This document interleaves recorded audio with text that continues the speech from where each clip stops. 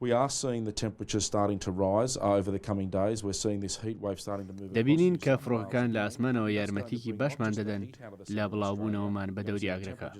بەڵام خێرایی باش هۆکارێکە بۆ خێراتە شەنەکردنی ئاگرەکە. هەموو ڕێکارەکان بۆ کۆنترۆڵکردنی ئاگرەکە و پاراستنی گیانی دانیشتوان دەگرینە بەر. In the northwest, which is why so much work has been going on over this last week. While conditions are more mild,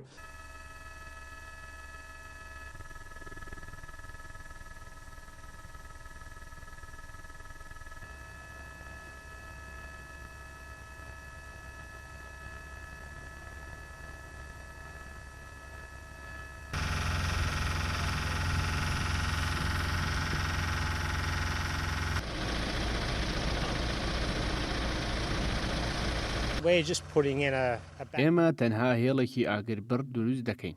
ئەمەش لە پێناو ڕێگری لە تەشەنەکردنی زیاتری ئاگرەکە بەرەو گوندەکان و دارستانەکان.